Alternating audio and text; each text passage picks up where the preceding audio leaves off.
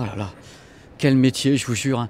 Il fait froid, c'est la nuit, je suis à Paris, je suis gelé. Ça s'ouvre ou pas? Bah voilà. Ah, c'est joli ici en plus.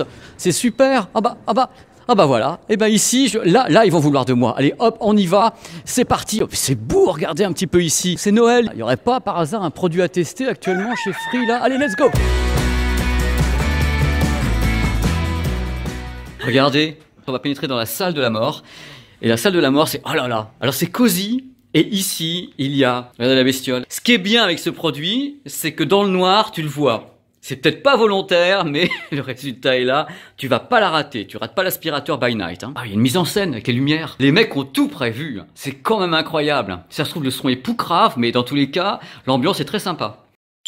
Go, go, go, go, go! Vous allez voir un petit peu le décor de la vidéo. Une petite salle sympa dans laquelle il y a bien sûr les players Free et Devialet. Regardez, j'en ai un qui est ici justement à part pour vous le montrer comme ça tout à l'heure, calmement, sans connectique et autres, pouvoir en parler à fond parce que le but de cette vidéo, c'est de parler de ce produit d'abord d'une façon tout à fait basique. C'est quoi? Qu'est-ce qu'il y a dedans? Pourquoi? Après, on fera des écoutes.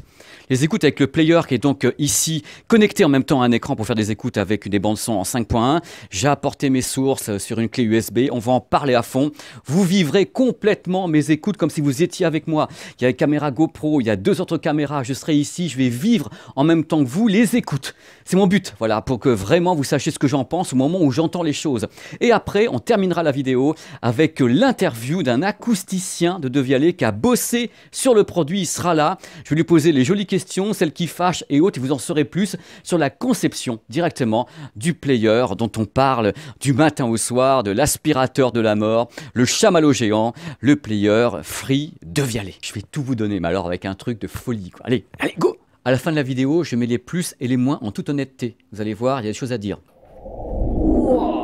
Ça va être que du bonheur. On commence par parler un petit peu du form factor, le design du produit qui a surpris tout le monde. C'est étonnant parce qu'en fait, quand on l'a vu, on s'est dit mais c'est quoi exactement? C'est pas vraiment une barre de son, c'est triangulaire. Et en effet, c'est un produit particulier qui pour le moment n'a pas vraiment d'équivalence. C'est plutôt une sorte de centre de divertissement, une gare de triage de signaux filaires et sans fil, avec en même temps une section audio Devialet tout autour de cette énorme gare de triage. Alors on va parler de caractéristiques toutes simples comme les dimensions. Je crois que les gens ne se rendent pas compte de la taille de la bestiole. C'est quand même quelque chose. 11 cm de hauteur. Donc en effet, si on le plaque avec un écran derrière, bah, faut faire gaffe, faut qu'en effet l'écran soit relevé. 29,5 cm de largeur. Et le problème, le vase de Soissons est ici, 28 cm de profondeur. Donc en plus, il ne faut pas le mettre dans un meuble. Et pourquoi est-ce qu'il ne faut pas le mettre dans un meuble? Je vous le donne en mille. Car il y a des haut-parleurs partout. Il y en a 2 ici. Il y en a 2 sur les côtés. Alors ici, en frontal, c'est sympa. Bon, le son vient vers vous. Mais par contre, les haut-parleurs ici et ici vont utiliser le mur qui est derrière pour vous donner une réflexion du son dans la pièce. Côté poids, 4,5 kg. Voilà, c'est assez lourd, c'est robuste, belle fabrication, belle conception, c'est du solide, il n'y a pas de problème là-dessus.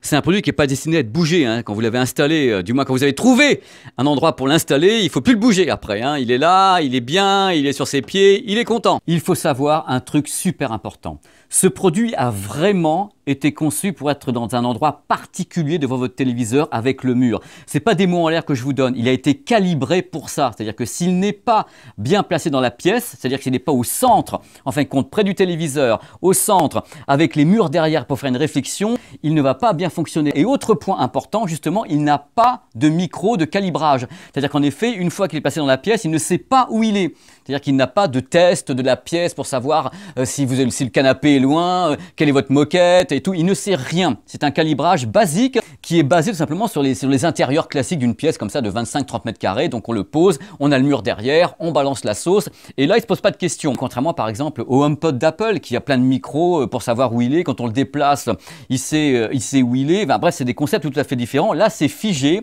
on le place et on espère que ça fonctionne.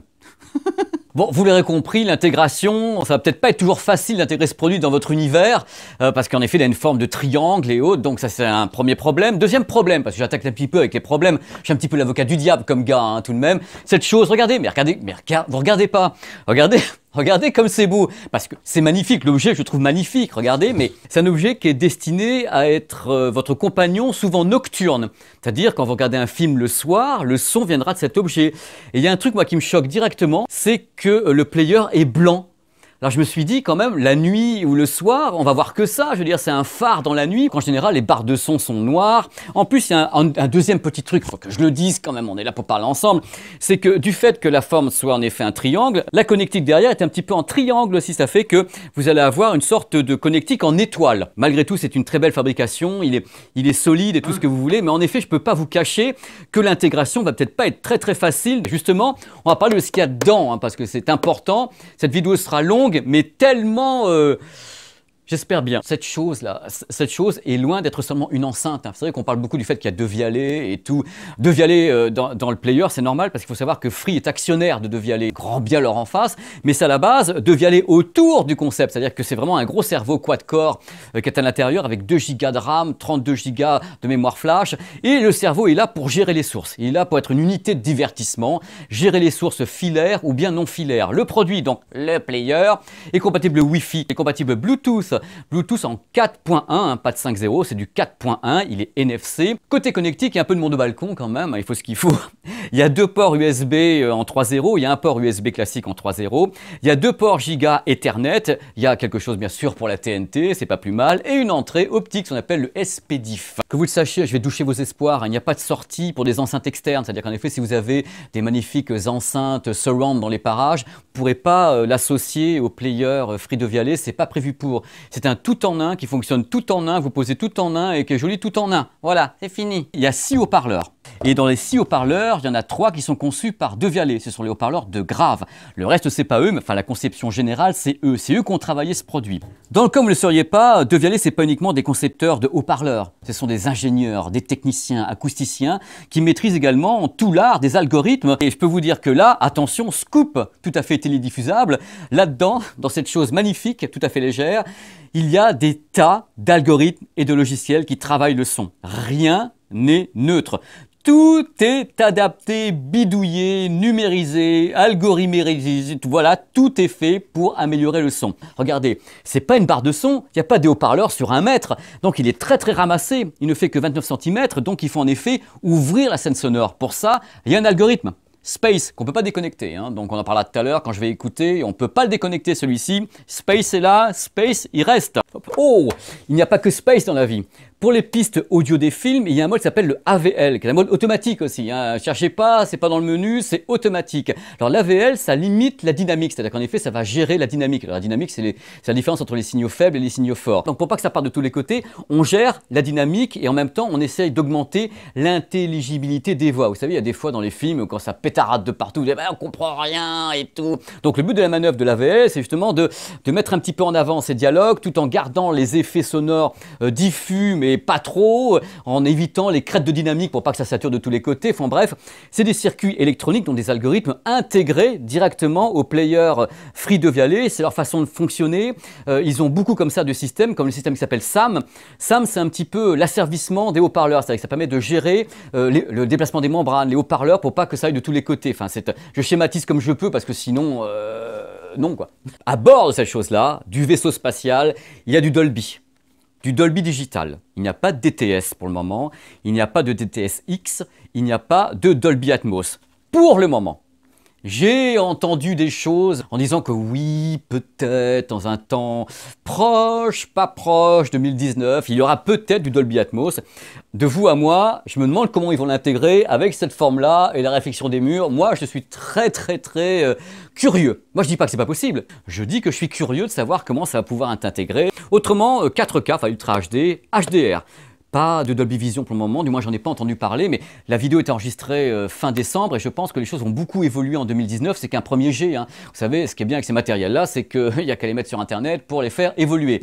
Hop, tout va bien. Je confirme également qu'à la date de cette vidéo, donc fin décembre, Netflix n'est en effet pas en 5.1. Alors je ne sais pas pourquoi, mais c'est en effet pas en 5.1.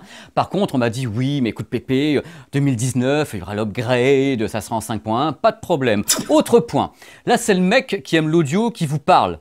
Allô, allô, ici la Terre, je vous parle, il n'y a pas sur ce produit, quelle que soit la télécommande, quel que soit l'écran, quelle que soit l'application, il n'y a pas de réglage audio. C'est-à-dire qu'en effet, vous n'êtes pas en train de dire « Oui, alors je vais régler l'égaliseur, je vais mettre du grave, de l'aigu. » Non, mais pas du tout. Vous oubliez. C'est un produit qui est fait visiblement pour aller droit au but. C'est-à-dire qu'en effet, grand public, On l'installe, on essaie de bien, entre guillemets, la mettre en route, on la place comme il faut dans la pièce et on envoie. C'est sur ce point que vous serez peut-être surpris parce que je pense que dans l'imaginaire des gens, dans l'inconscient collectif, on a l'impression que De Vialet a pondu une box fantôme. Mais pas du tout, c'est pas du tout ça. C'est vraiment un produit qui est beaucoup plus grand public que vous le croyez, qui est beaucoup plus droit au but que vous le croyez et qu'on va pas vers quelque chose d'audiophile du tout. Pensez-y. Bonne bête toi, hein, je vais te tester toi. C'est parti, je vais commencer les premières écoutes.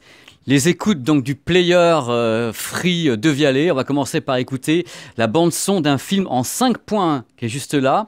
Je vais commencer à mettre très fort. Donc je vais voir si la spatialisation est bonne. Là c'est une pièce classique, encore une fois, donc une pièce qui pourrait être chez vous. Je vais placer bien sûr le système correctement contre le mur, juste en dessous, vraiment pour que tout soit bien. Donc on y va. Ce que je ressens, c'est qu'en effet il y a du grave. Le truc c'est que c'est un peu confus. Et je sens moi immédiatement un truc qui me paraît évident, c'est qu'en effet il y a la dynamique qui est là, mais la dynamique ne va pas au maximum. C'est-à-dire qu'en effet on a une dynamique qui est gérée pour que ça ne sature pas. C'est-à-dire qu'il y a du grave, il y a des effets surtout que je sens en frontal. À mon sens, là je suis en train d'écouter, les voix restent super présentes. Même quand il y a beaucoup de choses à l'écran, franchement on sent que la dynamique est freinée. Voilà, je suis au max. Donc pour une pièce de 20 à 30 mètres carrés, c'est parfait. Donc globalement, ce que je ressens, c'est qu'il y a un signal frontal qui est large. On sent que la scène sonore, avec les voix au milieu, la scène sonore se déplace bien sur les côtés. Par contre, là, en surround, j'ai pas l'impression qu'il y a beaucoup de choses. J'ai pas la sensation qu'il y ait beaucoup de trucs qui se baladent. Il y a une bonne présence du grave. Surtout, c'est assez étonnant. Je n'irai pas jusqu'à dire qu'on a l'impression qu'il y a un boomer externe, j'entends, qu'il y a un caisson de basse, mais ça peut faire sensation. Moi, j'irai jusqu'à dire quand même que le grave prend le dessus. Hein. Là, sur cette bande-son, en tous les cas, le grave prend le dessus, là, sur Ready Player One. On sent que le grave est présent et en même temps, c'est ce que je crois, c'est que les gens veulent sur un truc pareil, c'est qu'il y ait du grave. Enfin, c'est mon avis. Hein. Ça manque un peu de clarté dans l'aigu, mais je vais essayer tout à l'heure avec de la musique, hein, des morceaux de musique que j'ai amené moi. J'aurai un peu plus d'idées sur la clarté générale de ce que j'entends. Ça fait le boulot sans dynamique. Mais en même temps, c'est vrai que dans ce cas-là, les gens peuvent regarder un film chez eux le soir sans avoir à sauter en l'air ni à réveiller les gosses. Donc c'est pour ça que je pense que ça reste un produit très grand public, parce que justement, il est calibré pour une utilisation grand public, normale, sans qu'on ait des réglages à faire. Utilisation immédiate, c'est du plug and play. Tu branches, t'envoies, sans réglage. Donc j'ai écouté plusieurs pistes son comme ça en 5.1. Ce que je ressens, c'est qu'en effet, il y a du grave. Les effets surround m'ont pas paru super évidents. Ils ont été spatialisés, mais moi, je les ai pas perçus. C'est un peu frustrant de savoir que c'est pas aussi expansif, peut-être qu'une barre de son. Voilà, il y a un côté un peu retenu. Il y a une petite retenue quand même de la part de l'électronique. On sent que l'électronique gère le son. C'est-à-dire qu'on sent qu'il y a une gestion permanente de l'électronique qui touche le son. En effet, on sent que c'est spatialisé parce que bon, ça pousse. On sent qu'en effet, on limite la puissance sonore pour pas que ça sature. On sent qu'il y a un travail permanent des algorithmes de Vialet qui tournent avec les pistes son. Mais moi, c'est mon analyse, en effet, de mec qui passe son temps à écouter des trucs. Mais pour le grand public, je pense qu'en effet, l'avantage de ce système-là, de ce genre de contrôle permanent, c'est que justement, le grand public n'a pas à contrôler. C'est-à-dire que ça contrôle à sa place. C'est-à-dire qu'à sa place, le produit gère en effet la dynamique, la spatialisation et en effet, le grand public n'a pas à gérer. Bon, là, j'ai envoyé la musique, on va pas la laisser longtemps parce que sinon YouTube va encore me tuer. J'ai dû mettre ma main sur la musique. Alors avec la musique, même chose, il y a un contrôle permanent. On sent que les voix sont mises en avant, on sent qu'il y a une spatialisation, donc l'effet Space de Vialet, donc l'algorithme Space qui ouvre entièrement la scène sonore avec de la musique ou bien avec du 5.1.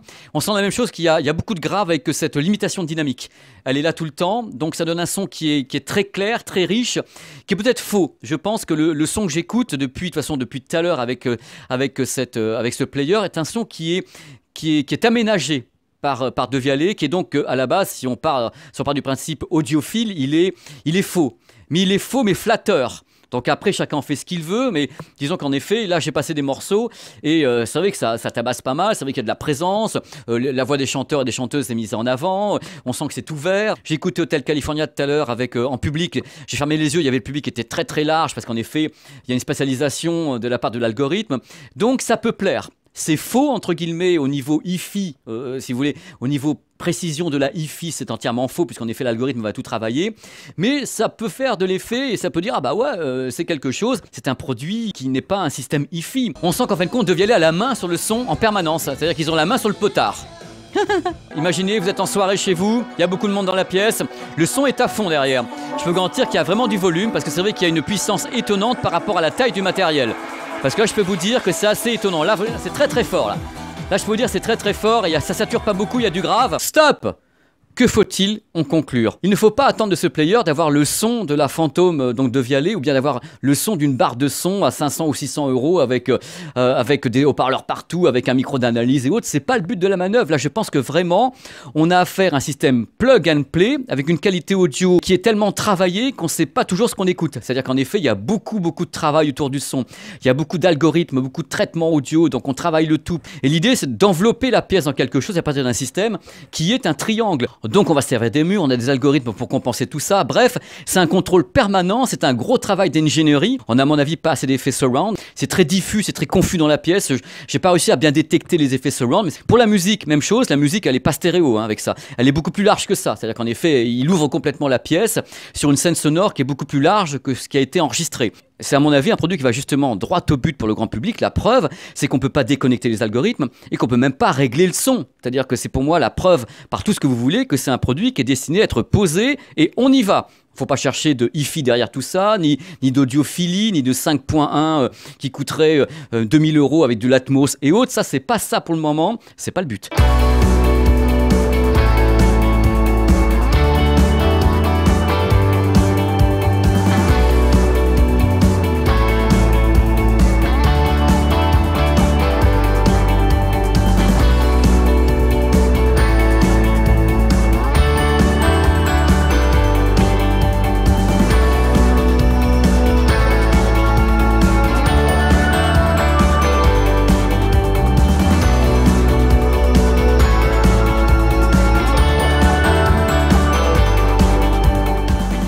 Voilà, vous pensiez tout savoir, et puis moi aussi, mais en fin de compte, on ne sait pas tout. Je ne pouvais pas savoir sans l'arme fatale.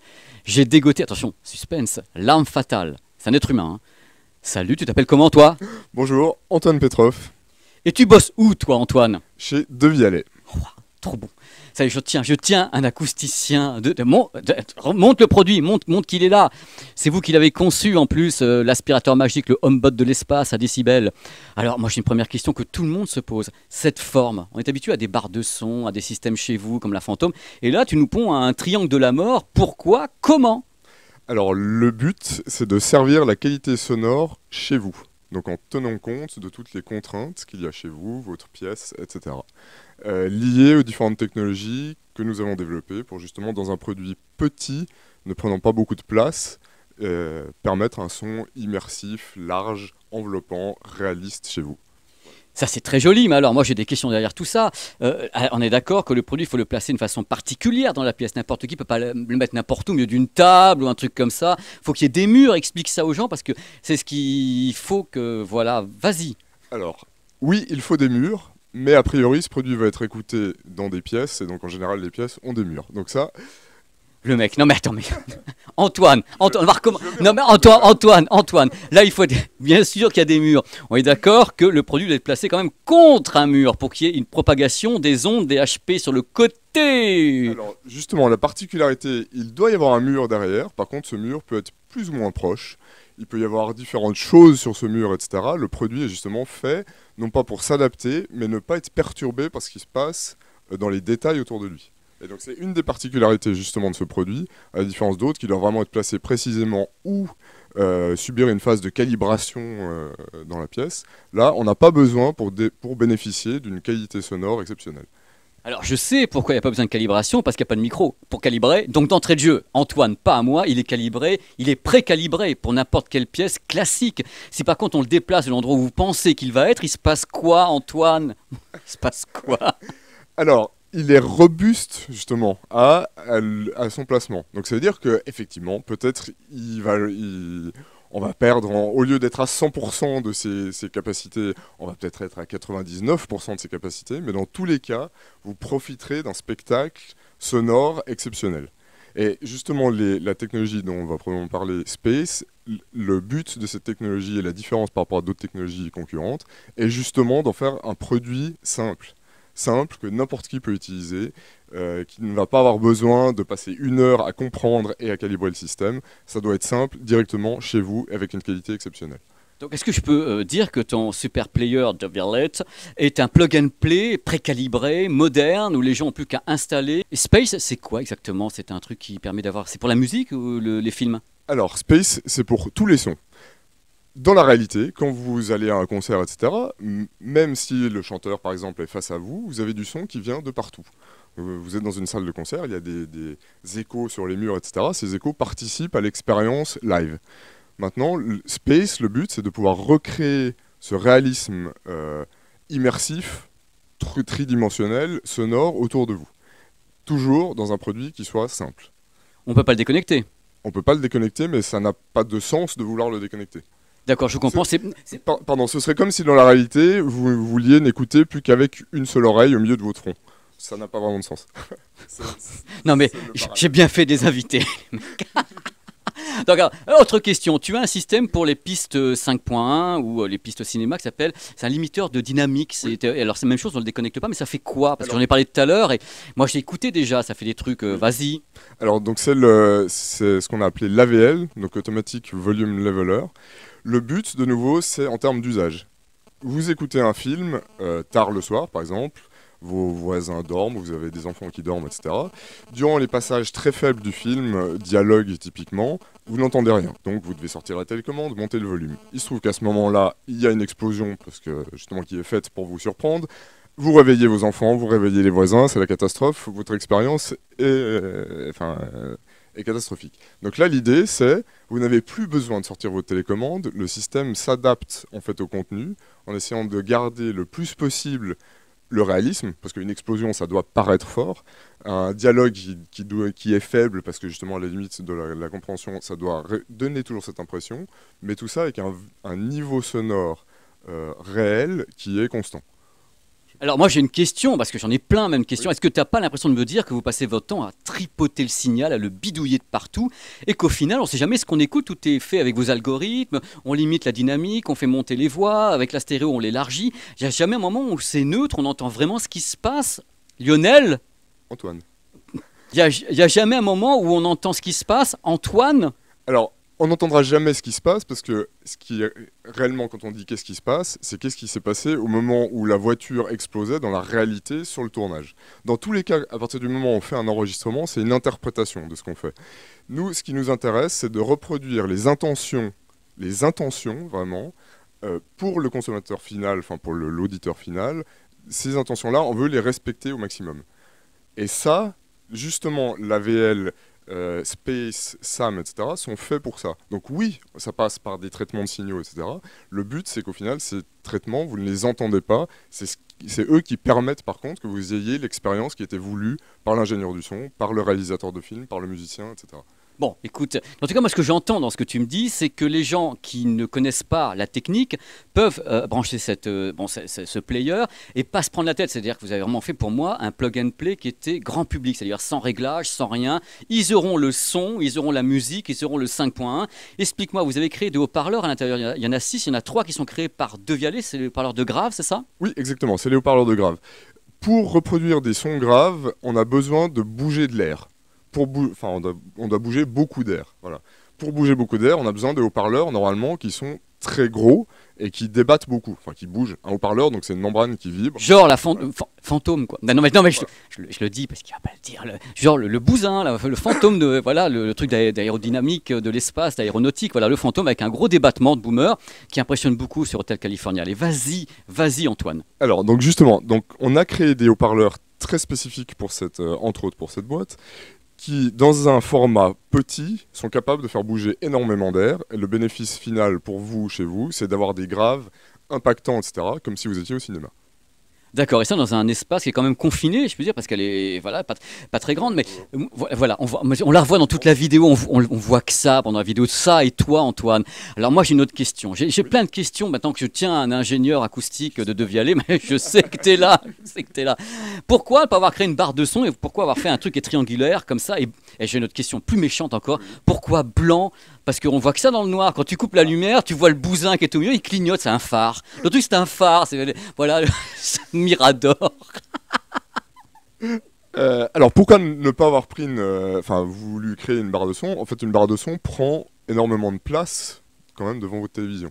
Donc là, le but, c'était que l'empreinte, si on veut, sur une table, soit la plus réduite possible. Alors moi, attends, mais pardon, en ajoutant, sans perdre aucune des caractéristiques sonores, etc., qui peuvent permettre des barres de son beaucoup plus grandes.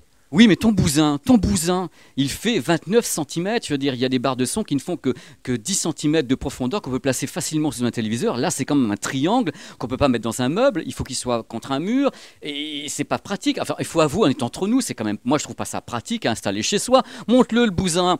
Là, voilà, c'est peut-être une belle œuvre d'art, une belle œuvre au niveau technique. Ça, je dis pas le contraire, mais dis pas que c'est facile à installer chez tout le monde. C'est pas vrai.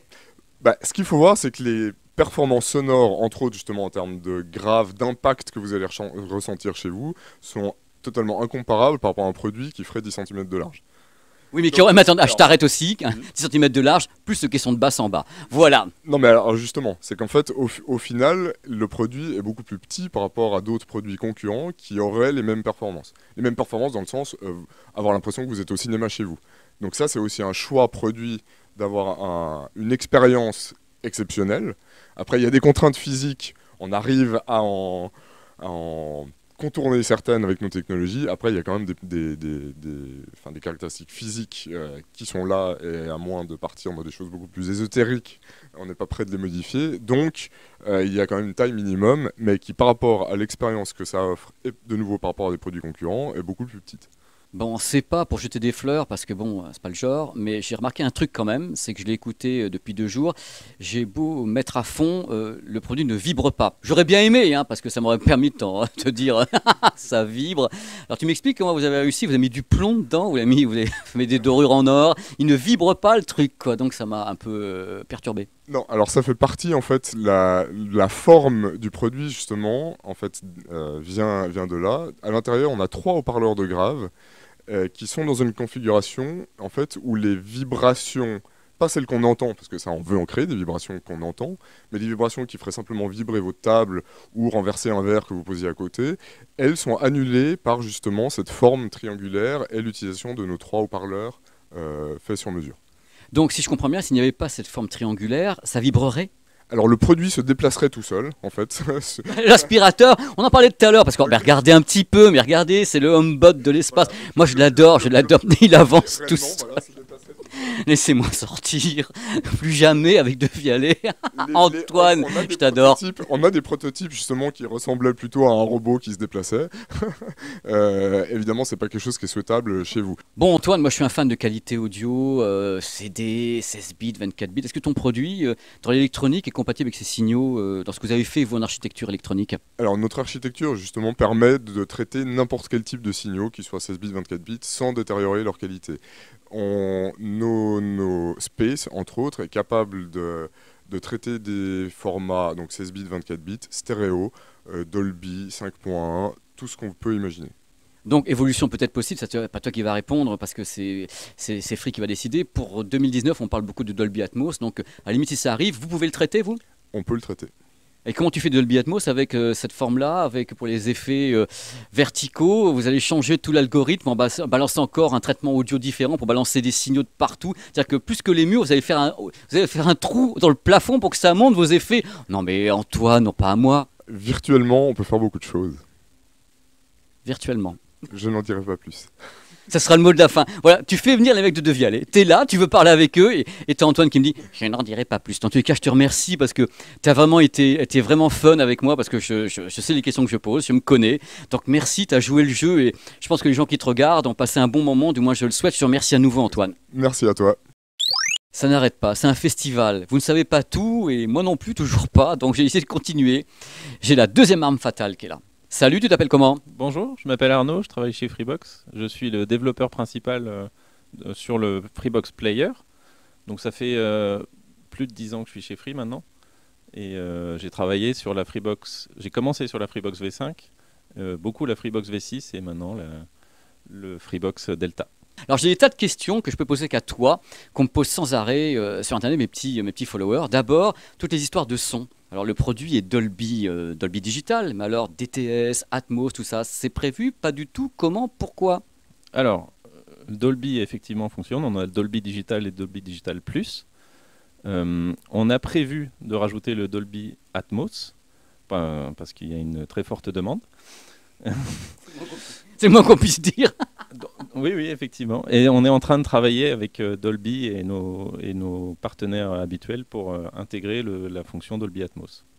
Alors sur un produit comme ça, triangulaire, de l'Atmos, bon, tout va bien. De toute façon, tout à l'heure, De Vialet a dit que ça allait marcher, qu'il allait péter le plafond pour que ça marche mieux, enfin bref. Et Dolby Vision et autres, vous y pensez à ça? Alors Dolby Vision, on aimerait bien. On supporte déjà le HDR10. Dolby Vision, ce n'est pas possible sur ce processeur, malheureusement. Donc Ouais. on restera sur le HDR10. Ça c'est fait dans tous les cas. Tu vas me parler de tas de trucs moi qui me font rêver. L'HDMI qui est présente dessus, c'est une HDMI qui est 2.0. Est-ce qu'il y a une évolution qui sera prévue sur cette HDMI? On fait très technique là, mais en fin de compte, maintenant que je te tiens, on y va. Oui. Donc effectivement, on supporte le HDMI 2.0, la 4K à 60 frames par seconde et tout ça. On ne supporte pas le HDMI 2.1 qui n'est présent sur aucun appareil aujourd'hui. Il y a certaines fonctions du HDMI 2.1 qui sont optionnelles et qui peuvent être utilisées aussi en 2.0. Par exemple, le eARC. Alors c'est quoi d'abord? On va expliquer parce que c'est important que tu m'en parles, c'est bien, je suis content. L'ARC c'est quoi? Et le eARC c'est quoi? Alors, le ARC. Simplement, on peut brancher plusieurs appareils sur sa télévision en HDMI. Donc ses consoles, ses lecteurs Blu-ray ou la Freebox Delta. Et en fait, vu que la Freebox Delta est une enceinte, via la télévision, en fait, la console ou le lecteur Blu-ray qui sont branchés dessus vont pouvoir rendre leur son sur l'enceinte de la Freebox Delta. C'est un retour son, quoi, tout simplement. C'est le retour son au travers du téléviseur vers votre appareil. C'est ça. Et donc, tout est découvert automatiquement. Et c'est grâce à la fonction ARC du HDMI. Et donc, pourquoi il y a besoin du eARC? C'est qu'en ARC, on est limité au Dolby Digital et DTS Core, donc en 5.1, et au PCM stéréo. Donc on est un peu limité, un peu comme sur les prises SPDIF optiques, c'est les mêmes limitations. Et donc avec le eARC, on apporte le support des codecs haute définition. Donc par exemple le Dolby Atmos ou DTS HD ou ce genre de choses. Donc dis-moi, on peut donc dire que ton produit est vachement évolutif de tous les côtés, c'est open source. Oui, open source, on fait ce qu'on peut. On essaie de donner tous les patchs en open source, on essaie d'être ouvert. Et par contre, effectivement, toutes les Freebox qu'on a produites jusqu'à aujourd'hui, on les a mises à jour sur le terrain. Encore aujourd'hui, on travaille un peu sur la V6. Là, on est plutôt à fond sur la V7. Mais on essaie de maintenir nos Freebox. Xavier a récemment annoncé qu'on allait apporter certaines applications sur la V6. Et donc on continue de travailler sur les vieux produits. Alors dis-moi, justement tu parles d'application. Alors quand on a justement le player, on peut avoir Qobuz, on peut avoir Canal VOD. Comment ça se passe? C'est facile pour les gens d'accéder à ça? Très facile, c'est disponible sur la page d'accueil de la Freebox. Il suffit de cliquer et ça marche. Donc on ne peut pas faire plus simple. On a aussi des applications qu'on peut installer après avoir reçu la Freebox, qui sont disponibles sur le Free Store, mais les applications principales sont installées de base, donc très simple d'accès. Et il suffit de cliquer. Voilà, c'était vraiment les informations qui me manquaient. Donc je te remercie beaucoup. Je t'en prie. Et j'espère que ça continue d'évoluer parce que je sais qu'autour de moi, je reçois beaucoup de tweets, de mails et autres, des gens qui, bon voilà, on veut que ça évolue, que ça aille vers tout ce qui se passe. Et on parle d'Atmos, on parle de HDMI 2.1. Donc je compte sur toi. Les gens qui te regardent comptent sur toi pour que les matos évoluent correctement en même temps que les autres, hein, pas genre 6 mois après. Eh ben, comme pour la V6, on va continuer à produire cette box pendant des années, les années à venir. Et ça va être génial. C'est ça le mot de la fin, le mec, il est sûr de lui. Hein. Ça va être génial. Merci dans tous les cas. Eh ben, merci à toi, Pépé. Voilà, Cette vidéo est terminée, je vous avoue que là c'est un tournage qui m'a épuisé quand même. Je dis jamais rien, mais là ça a été serré. Hein. Il fallait que je travaille sur 2 après-midi pour tester ce produit et ça a vraiment été voilà, très compliqué. Mais je suis hyper content d'avoir fait cette vidéo et j'espère qu'elle vous plaira de tout cœur. Et voilà, n'hésitez pas à aller sur la chaîne, je vous le répète à chaque fois, n'hésitez pas à vous amuser, à vous balader. Regardez, j'ai des tout petits yeux, je suis claqué. Et maintenant, il faut la monter. Parce que là, vous voyez le résultat. Si vous me voyez, ça veut dire que je l'ai monté. Mais là, pendant que je tourne cette scène, je ne l'ai pas encore monté. Je me dis, aïe, aïe, aïe, madre de Dios. Allez, bisous. J'avais un petit peu hésité à le faire. Je me suis dit, après tout, c'est une sorte de box. Et je me suis dit, est-ce que j'y vais pas? Mais j'ai eu des centaines de messages sur Twitter. Vous m'avez dit, mais Pépé, il faut que tu la testes. T'y connais rien, mais teste-la. Je dis, avec grand plaisir, les loulous. Hein? Bonne bête, ça, hein? Faut qu'on rigole un petit peu dans la high-tech, sinon vous savez c'est triste. Parce que sinon, si je vous prends la tête là-dessus pendant 3 heures, sans rigoler un petit peu, ça va pas le faire. Dodo, l'enfant dormira bientôt. Tais-toi, toi.